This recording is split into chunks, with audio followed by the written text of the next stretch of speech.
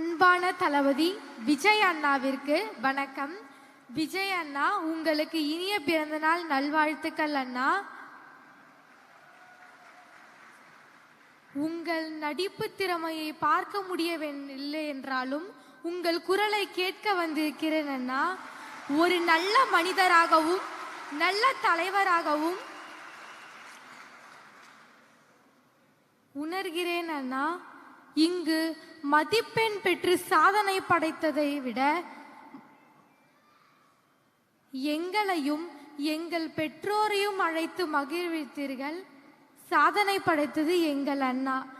தமிழகத்தின் தளபதியே, கல்விக்கு கண் கொடுக்கும் நிகழ்கால கர்ம வீரரே, உன்னை காண முடியவில்லை என்றாலும் உணர்வால் உணர்ந்து அறிவுரைகளை உள்வாங்கி மகிழும் மாணவி பி. சண்முகப்பிரியா, உங்கள் பணி மேலும் தொடர என்னுடைய வாழ்த்துக்கள் அண்ணா.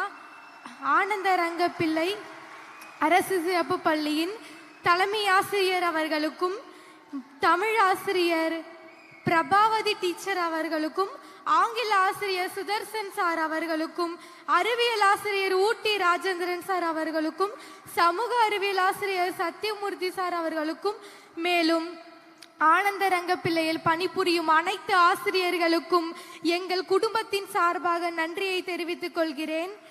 என்னை இந்த ஸ்கூல் சேர்த்து விட்ட ராம் மாமா அவர்களுக்கும், என் படிப்புக்கு உதவியா இருந்த உறவினர்கள் அனைவருக்கும், என் அப்பா அம்மாவுக்கும் நான் நன்றியை தெரிவிச்சுக்கிறேன்.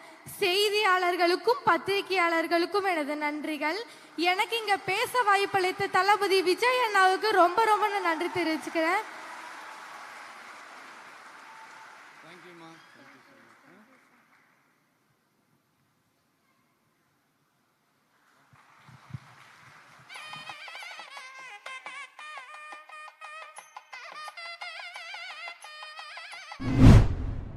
ரத்தத்தின் ரத்தமே என் இனியவுடன் பிறப்பே, சொந்தத்தின் சொந்தமே நான் இயங்கும் உயிர் துடிப்பே, அம்மாவும் அப்பாவும் எல்லாமே நீதானே, என் வாழ்க்கை உனக்கல்லவா. உலகத்தரத்தில் டாக்டர்ஸ், இன்ஜினியர்ஸ், லாயர்ஸ்லாம் அதிகமாகவே இருக்காங்க.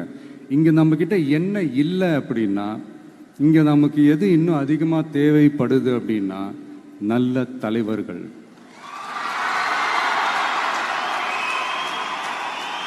நான் தலைவர்கள்னு சொன்னது வெறும் அரசியல் ரீதியாக மட்டும் சொல்லலை. இப்போ நீங்கள் ஒரு துறைக்கு போகிறீங்க, அதில் நீங்கள் சிறந்து விளங்குனீங்கன்னா அந்த ஒரு தலைமை இடத்துக்கு உங்களால் ஈஸியாக வர முடியும்.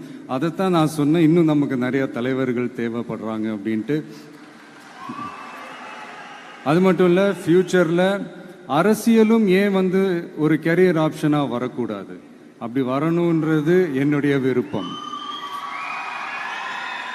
நல்லா படித்தவங்க அரசியலுக்கு வரணுமா வேண்டாமா? உங்களை தான் கேட்குறேன். நல்லா படித்தவங்க அரசியலுக்கு வரணுமா வேண்டாமா?